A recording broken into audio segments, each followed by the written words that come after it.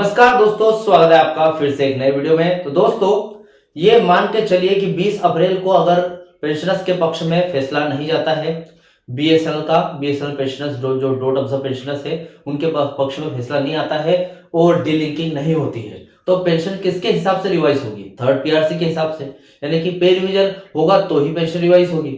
ठीक है, तो देखिए यहाँ पर बात यह आती है कि अगर पे रिवाइज होती है तो एरियर मिलने के पूरे चांसेस है 2017 से। इसी तरीके से थर्ड पीआरसी के हिसाब से पेंशन रिवाइज होती है तो एरियर मिलने का पूरा चांसेस है उसको भी, क्योंकि पे रिवीजन वाले कर्मचारियों को मिल रही है। अब यहां पर इस टॉपिक को क्लोज करते हैं। अब डीलिंकिंग के बारे में देखते हैं कि 20 अप्रैल को डीलिंकिंग हो जाती है, 7 सीपीसी के हिसाब से आपका पेंशन रिवाइज करना है। तो क्या यहां पर सरकार ऐसा बोल सकती है कि आपने डीलिंकिंग कर ली, यानी कि डॉट ऑब्जर्व पेंशनर्स को पे रिवीजन से अलग कर दिया, तो हम आपको रूल 37A के तहत पैसा नहीं देंगे, क्योंकि आप अब पे रिवीजन से अलग हो चुके हो, आपकी पेंशन का जिम्मा सरकार का है, तो एरियर भी सरकार देगी। क्या यहां पर सरकार ऐसा बोलेगी या फिर सरकार रूल 37A के तहत उनको एरियर देने से मना कर देगी? आज डिटेल तरीके से इस बात की जानकारी आपको देने वाला हूं। तो सबसे पहले तो चैनल पर नए तो सब्सक्राइब करें। मेरा नाम है सुनील विश्वकर्मा। जानकारी यूजफुल लगे तो एक लाइक करके जरूर जाना। चलिए दोस्तों, बढ़ाते हैं वीडियो को आगे।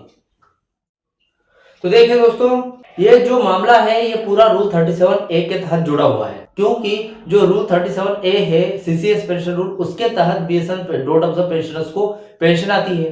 तो पे रिवीजन से अगर पेंशन रिवीजन डीलिंकिंग हो जाता है तो ऐसी स्थिति में एरियर बीएसएनएल नहीं देगा आपको, क्योंकि आप पे रिवीजन से अलग हो चुके हो, तो सरकार की जिम्मेदारी बनती है।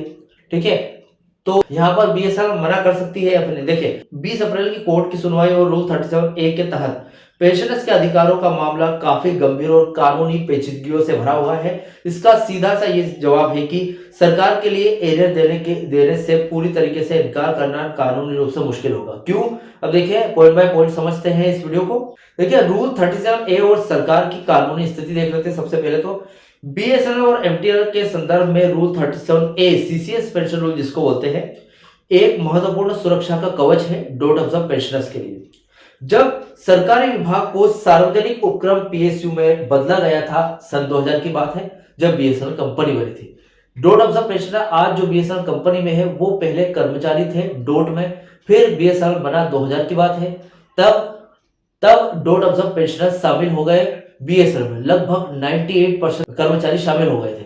अब वो डॉट के नहीं बीएसएनएल के कर्मचारी हैं, लेकिन उनको सैलरी तो बीएसएनएल देती थी, लेकिन जब वो पेंशनर्स बने तो उनकी जिम्मा, उनके पेंशनर्स की पेंशन का जिम्मा डॉट ने लिया था रूल 37A के तहत। तो रूल 37A देखा जाए तो बहुत ही महत्वपूर्ण सुरक्षा कवच है। जब सरकारी विभाग को सार्वजनिक उपक्रम पीएसयू में बदला गया था, तब सरकार ने गारंटी दी थी कि इन कर्मचारियों की पेंशन और संबंधित लाभों की जिम्मेदारी भारत सरकार की होगी।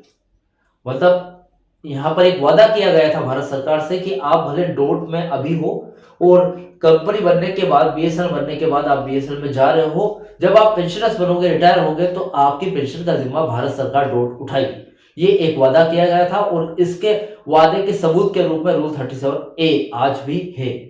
इसमें कानूनी रुकावट आ रही है यदि कोई, देखिए कानूनी रुकावट क्या है, यदि कोर्ट की डीलिंकिंग का आदेश देता है तो इसका मतलब यह है कि पेंशन को अब पीएसयू के वेतन संशोधन यानी कि वेज रिवीजन से अलग कर दिया जाए। ठीक है, सीधा सा मतलब है। इसका रिजल्ट क्या आएगा, क्या परिणाम हो सकते हैं ऐसा किया तो? जैसे ही पेंशन का निर्धारण एक नए फॉर्मूले या फिर केंद्रीय वेतनमान के आधार पर होगा, पिछला बकाया एक अकॉर्ड राइट अर्जित अधिकार बन जाता है, यानी कि आपका आधार चेंज हो गया तो आपका कोई बकाया नहीं। ठीक है, क्या यह राइट टू प्रॉपर्टी यानी कि अनुच्छेद 300A के तहत आता है? ये देख लेते हैं। सबसे पहले तो जी हाँ, सुप्रीम कोर्ट के कई ऐतिहासिक फैसले जैसे कि डीएस नगारा बनाम भारत संघ का एक केस था, में भी यही स्पष्ट किया गया था कि पेंशन कोई खैरात नहीं है। पेंशन कर्मचारी द्वारा दी गई पिछली सेवाओं का विलंबित डेफर्ड वेज है, भुगतान है। देखिए ठीक है, अब संपत्ति के अधिकार की अगर बात करूं तो भारतीय संविधान के अनुच्छेद 300A के तहत पेंशन को प्रॉपर्टी माना गया है। किसी भी व्यक्ति को उसकी संपत्ति पेंशन एरिया से बिना उचित कानूनी प्रक्रिया के वंचित नहीं किया जा सकता। तो देखा जाए तो कानून के नियम के हिसाब से जरूर मिलेंगे, आपको पेंशन रिवाइज भी किया जाएगा, पेंशन में इंक्रीमेंट भी मिलेगा और एरियर का भी आपको जो बकाया है 9 साल का वो भी मिलेगा। ठीक है।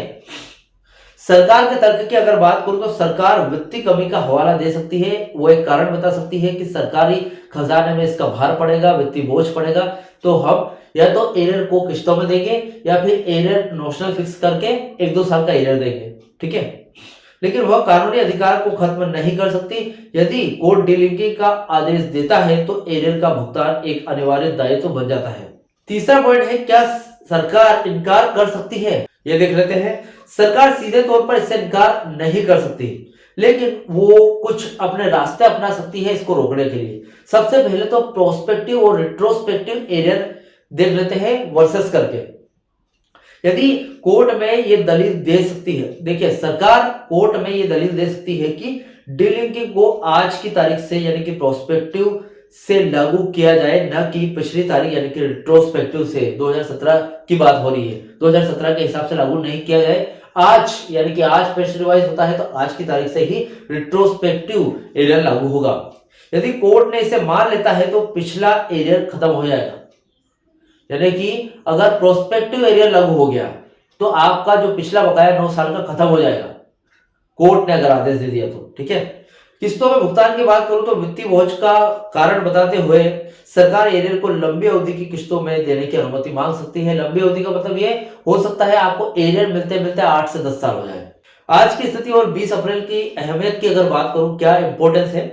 वर्तमान में पेंशनर्स का पक्ष मजबूत है क्योंकि पेंशन और पेंशनर्स कल्याण विभाग डीओपी एंड पीडब्ल्यू के नियम स्पष्ट है कि पेंशन संशोधन को वेतन संशोधन के साथ लटका कर नहीं रखा जा सकता यदि वह संवैधानिक अधिकारों का उल्लंघन करता है। अब ये तो उल्लंघन तो पहले हो चुका है क्योंकि 9 साल से पेंडिंग है वेतन आयोग। इसी के बाद यहाँ पर पेंशन आयोग आना था, लेकिन वेतन रिवीजन से पहले पेंशन रिवीजन नहीं हो सकता, इसलिए उसको भी लटका के रखा था। केट यानी कि सेंट्रल एडमिनिस्ट्रेटिव ट्रिब्यूनल की बात करूं तो उन्होंने कई आदेश दिए हैं पहले ही पेंशनर्स के पक्ष में जो आ चुके हैं। हो सकता है वैलिडेशन एक्ट इसको नकार सकता है, वो बात की बात है। कुल मिलाकर बात ये आती है कि यदि 20 अप्रैल को कोर्ट डीलिंकिंग के पक्ष में फैसला सुनाता है तो एरियर देना पड़ेगा सरकार को, कानूनी रूप से देना अनिवार्य होगा। सरकार इसे एडमिनिस्ट्रेटिव ऑर्डर के जरिए नहीं रोक पाएगी क्योंकि यह अनुच्छेद 301 के तहत आपके संपत्ति के अधिकार का हिस्सा बन जाएगा। सारी चीजें इस बात पर डिपेंड करती है, निर्भर करती है कि कोर्ट में कौन सा आदेश जारी होता है। इफेक्टिव डेट के हिसाब से जो 2017 के हिसाब से पेंशन रिवाइज होना था आपका, वो आदेश जारी होगा या फिर कोई और आदेश जारी होगा। अगर कोर्ट कहता है कि संशोधन 2017 से लागू हुआ है तो एरियर मिलना आपका अधिकार है। अगर कोर्ट इसको प्रोस्पेक्टिव एरियर लागू करता है तो दिक्कत हो सकती है। तो फिलहाल ये अपडेट थी। वैसे यहाँ पर नियम के हिसाब से आपको एरियर देने से सरकार रोक नहीं सकती और नहीं बीएसएनएल रोक सकती है डीलिंकिंग के बाद। लेकिन अगर ऐसा हुआ और वही प्रोस्पेक्टिव और रिट्रोस्पेक्टिव का मामला चला तो दिक्कत हो सकती है। ठीक है। फिलहाल ये अपडेट थी। इस अपडेट से रिलेटेड जो भी आपका डाउट क्वेश्चन वगैरह हो तो कमेंट बॉक्स में कमेंट कर सकते हैं। वीडियो अच्छा लगा तो वीडियो को लाइक कमेंट से जरूर करें। मिलते हैं दोस्तों नेक्स्ट वीडियो में। सी यू सून।